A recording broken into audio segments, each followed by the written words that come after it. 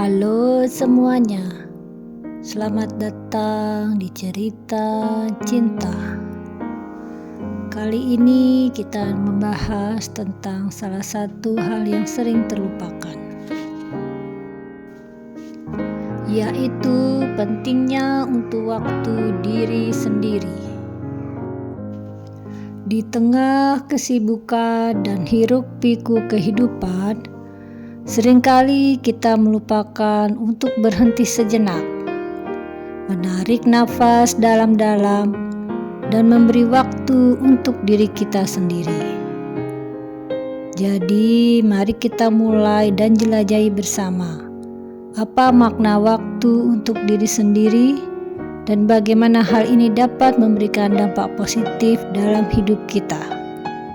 Semoga menjadi inspirasi dan motivasi.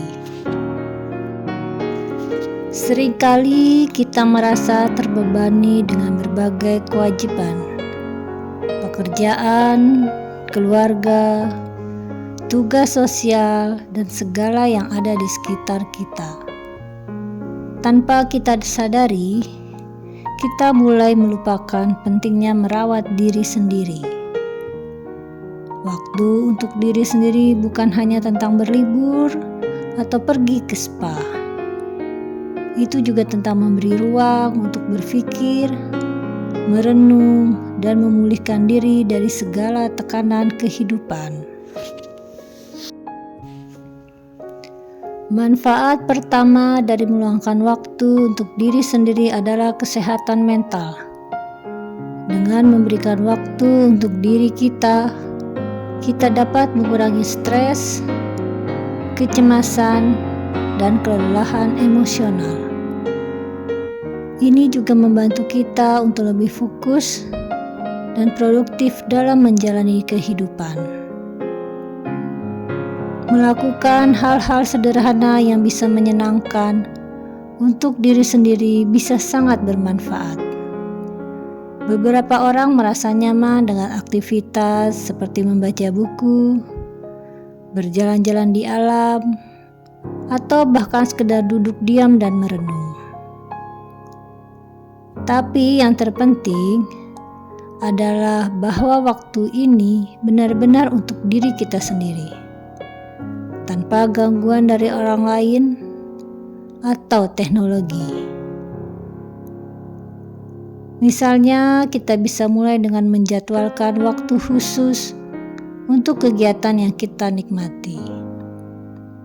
Mungkin itu adalah 30 menit setiap pagi untuk meditasi atau hanya duduk di kedai kopi favorit dengan secangkir kopi. Ini adalah saat di mana kita bisa terhubung kembali dengan diri kita sendiri tanpa tekanan eksternal. Sekarang mari kita bahas beberapa mitos umum tentang waktu untuk diri sendiri yang seringkali membuat kita merasa bersalah. Mitos pertama adalah waktu untuk diri sendiri itu egois. Banyak orang merasa bahwa meluangkan waktu untuk diri mereka berarti mengabaikan orang lain. Tetapi sebenarnya ini adalah bentuk perawatan diri yang sangat penting. Jika kita tidak peduli pada diri sendiri, bagaimana kita bisa memberi yang terbaik untuk orang lain?